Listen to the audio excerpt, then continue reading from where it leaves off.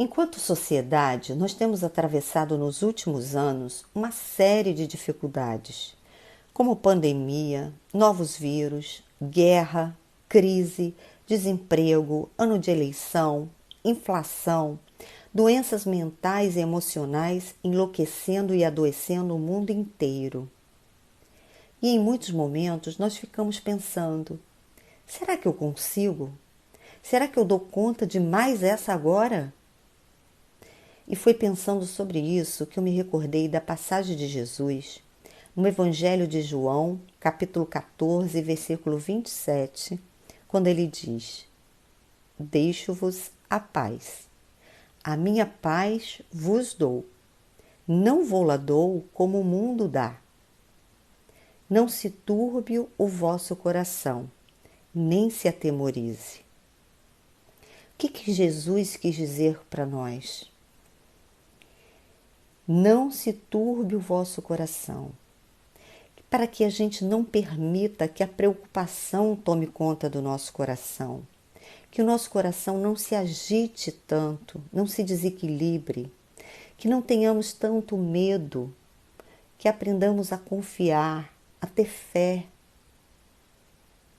Mas a pergunta é: como fazer isso em meio a tantas situações difíceis que nos surpreendem a toda hora?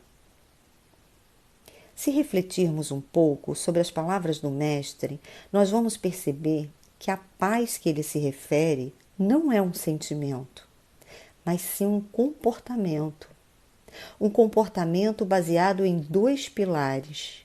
Primeiro pilar: não se turbe o vosso coração. Segundo pilar: não se atemorize. Ou seja, eu não posso deixar que a preocupação invada e domine o meu coração, muito menos o medo. E como essa paz se refere a um comportamento e não a um sentimento, partindo do princípio que é um comportamento, vai depender única e exclusivamente de nós. E o que nós estamos fazendo para encontrar essa paz em nós e à nossa volta? Porque fato é que grande parte das pessoas, como estão vivendo, não estão encontrando essa paz. Percebemos que precisamos então encontrar um novo jeito de viver, uma nova maneira de olhar para o nosso comportamento diante dos acontecimentos e enxergarmos, através desses acontecimentos, um sentido maior e adotarmos um modo de agir diferente do que estamos usando até agora. Porque, por exemplo, nós incomodamos sobremaneira com a violência que assistimos todos os dias, não só nas mídias, como também nas ruas, nos relacionamentos, nas famílias.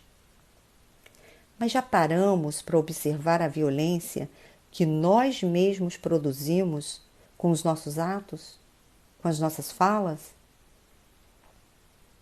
Precisamos reconhecer toda a violência que ainda existe em nós. Quantas vezes durante o dia você consegue se expressar de uma maneira amorosa, com brandura, sem ofender, sem causar irritação, sem causar constrangimento no outro? A maneira como nos expressamos e como nos disponibilizamos para ouvir o outro é um bom começo para reconhecermos a violência que ainda existe em nós, e em grande escala. A arte de ouvir é também a ciência de ajudar, nos diz Joana de Ângeles no livro Episódios Diários, psicografado por Divaldo Franco. Ouvir é uma arte e uma técnica. E como toda técnica, ela precisa ser aprendida, ser exercitada, ser treinada. Ouvir sem interromper, sem julgar, sem criticar. Ouvir sem fazer juízo de valores, sem querer impor o seu pensamento, é bastante desafiador para muitas pessoas. Enxergarmos a nossa sombra será o grande toque de Midas para que a gente consiga novas conquistas. E nós já não temos mais tanto tempo. Eu preciso recuperar todo o tempo perdido nas ilusões em que nós estávamos vivendo até aqui. Nós sonhamos certamente com um mundo em que a fraternidade será o cotidiano, um mundo em que os códigos divinos de amor, de justiça, de caridade serão os nossos códigos, onde o homem não seja o centro e a medida, mas sim Deus seja colocado no centro de tudo. Mas efetivamente, o que nós estamos fazendo para que isso se torne realidade? Falamos tanto dentro do Espiritismo sobre a caridade, e a caridade mais simples que existe é a de pararmos e ouvirmos o outro. E cada vez mais as pessoas se negam a esse ato tão singelo. Os consultórios de psicologia, de terapias em geral, estão lotados. As pessoas não querem disponibilizar seu tempo para ouvir com empatia, fazendo com que o outro sinta a sua necessidade escutada, sem precisar concordar com ele, mas ouvir para compreender e não para resolver, sem o compromisso de ter que aliviar o sofrimento do outro, porque na maioria das vezes nós não podemos, mas simplesmente com um sentimento de compaixão, deixando que aquela pessoa desabafe, porque na maioria das vezes ela não quer nenhuma resposta, ela não quer uma solução. Ela quer apenas se esvaziar de tudo que está sufocando, reprimido dentro dela. E quando ela termina de falar, ela está tão mais leve que ela mesma consegue encontrar resposta para as suas questões, sem que precisamos falar nada, absolutamente nada. Mas na maioria das vezes, nós, com o nosso pensamento binário, sempre presos ao certo e errado, ao bom e mal, ao justo e injusto, nós vamos direcionando a conversa para as nossas próprias vivências, para as nossas experiências, querendo aconselhar, querendo encontrar solução para o problema do outro.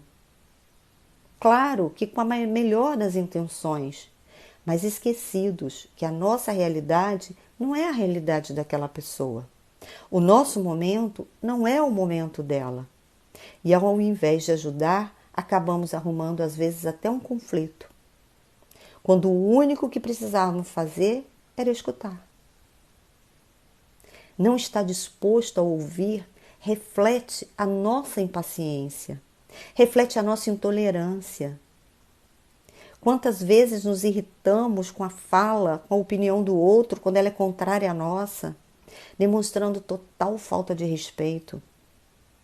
Essa incapacidade de ouvir é a manifestação mais constante e mais sutil da nossa arrogância, demonstrando a nossa vaidade que ainda existe em nós. Porque no fundo estamos nos julgando mais sábios, melhores, mais capazes. Esses são pontos que, quando nós começamos a nos observar, vamos nos dando conta, e a partir desse reconhecimento, podemos então adotar um novo jeito de ser e de viver. Não permitindo que as angústias, que as dúvidas, que o medo, que a desconfiança, que a ansiedade do outro vá nos invadir. Nós não podemos interferir na vontade nem na decisão das pessoas, mas nós devemos influenciá-las através da nossa conduta, que com o tempo passa a ser contagiante. Adotando dessa forma novas atitudes, a partir desse reconhecimento do nosso ego, tantas vezes inadequado e exacerbado, identificamos em nós e trazemos para a consciência, para então trabalharmos um comportamento mais gentil, mais sereno, mais empático. E principalmente aprendendo a ouvir o nosso silêncio, porque é nesse momento que Deus nos fala. Que sejamos pessoas pontes, aquelas pessoas que ligam, e não pessoas paredes, aquelas que impõem obstáculo, que separam, que dificultam as relações. Que a partir da reflexão de hoje, cada um encontre o seu novo e melhor jeito de viver, para desfrutarmos dessa paz que Jesus já nos disponibilizou, quando Ele nos disse: a minha paz vos dou, a minha paz vos deixo. Que Ele possa nos abençoar e nos proteger.